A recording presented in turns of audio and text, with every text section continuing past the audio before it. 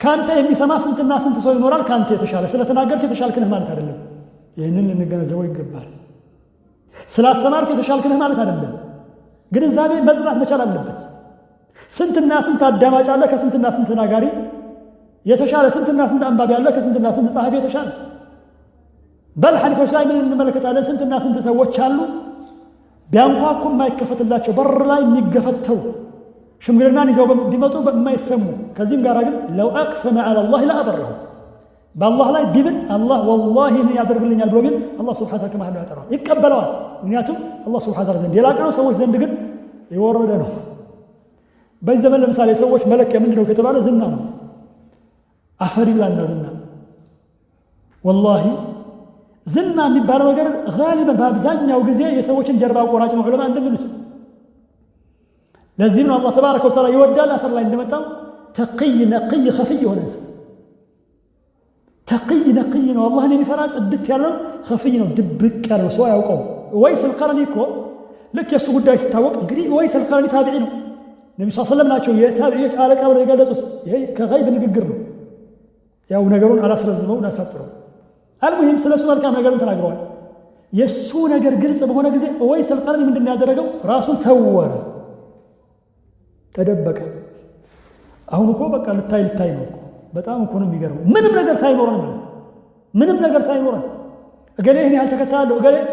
والله المستعان እንደኛ አይነት ሰው እኮ ተከታይ የሚባል ነገር ሊኖርም አይገባም ማን ሆነ ነው እንጃ ተከታይ የሚኖር አቅመማ ወቆጥ ነው ይሄ ለተዋዱ የሚነገር ነገር አይደል እውነት ነው ቁጭ ብሎ ምንም ሳይጨመርበት ሳይቀነስበት ማለት እውነት ነው ማን ሆነ ነው እኛ ተከታይ የሚኖረን መጀመሪያ ራሳችንን እናጽና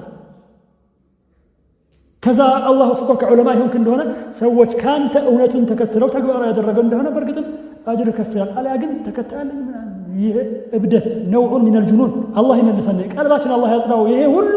በሽታ ምንጩ ምንድነው ከተባለ ፈሳድ القلوب የቀልቦች መበላሸት ነው ሰው የሚመዝነው ገሌ ታዋቂ ነው ገሌ ታዋቂ ነው በዚህ ነው ገሌን ያን ሰው ተከታያለው እና ምን ይተበስ ስማ ሸያጢንም በሚሊዮን ተከታዮች አሏቸው ሸያጢን الانس بل ዋናው ኢብሊስ ራሱ ቢሊዮኖች አሉ ተከታዮች እና ምን ይተበስ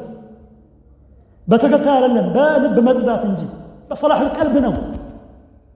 ይሄን ነገር ደግሞ ሰው አወቀና አላወቀና ምንም ፋይዳ የለውም ጥቅም የለውም እንደውም ባያውቁልህ ነው የሚሻለው ባያውቁ የተሻለ ሰዎች ባያውቁ ሲያውቁ በሽታ ነው በል ለዑለማ ራሱ ፈተና እንደሆነ ዑለማ ተናግረዋል መታወቅ ይባላል አይደለም ማለት እንደኛ ተራሰ ለዑለማ ራሱ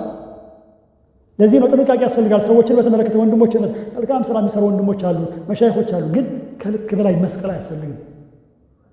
እገሌ ያልማጦዝ አያስፈልግም ልካችንን ነው ልካቸውን ይወቁ ማጦዝ አያስፈልግም በጭራሽ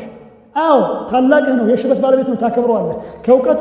አንፃር እሱ የተሻለ ነው ታከብረዋለህ ግን መስቀል ማጦዝ ምናምን የሚባል ይሄ ነውር ነው በተለይ ፊት ለፊት ማወደስ ነብዩ ሰለላሁ ዐለይሂ ወሰለም ከልክለዋል ከዚህ ይሄ ኢስላም ቀደም እኮ ብለናል ይሄ ኢስላም የጸዳ እምነት ነው ምንድነው የሚፈልገው መሰበር ነው የሚፈልገው ተዋዱዕ ነው የሚፈልገው መተናነስ ነው የሚፈልገው ነፍስን በመጥፎ ነገር መጠርጠር ነው የሚፈልገው ይሄ የፕሮቴስታንቶች እምነት አይደለም እኮ ይሄ የጴንጤዎች እምነት አይደለም ጌታ ይወደኛል ምናምን ይሄን እብደት ለነሱ መተው ነው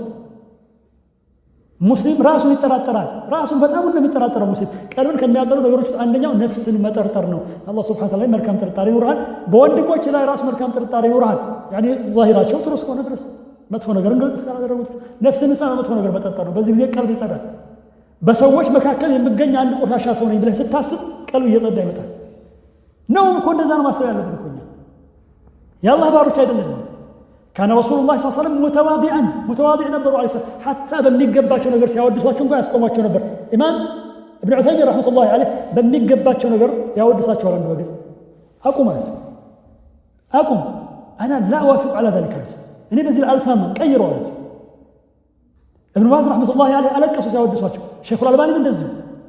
እናንተ ከምትጠረጥሩት በላይ እንዲያደርገኝ አላህ Subhanahu Wa Ta'ala ለምነዋለሁ እንዲህ አይደለም ነገሩ እያሉ ይከለክላሉ ሲወደሱ እንደኛ አይነቱ ሰው ግን ራሱን ይነቀንቅ ይችላል ሲወደስ እንዴ አንዳንዴ በጣም ይገርማል እኮ መድረክ ላይ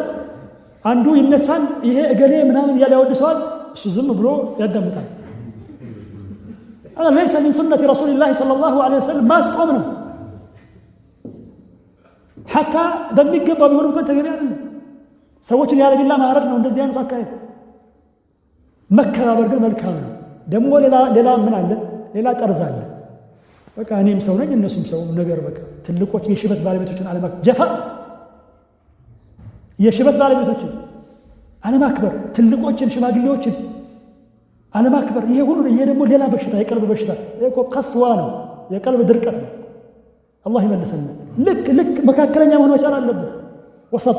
ወላሁ ተዓላ አዕለም።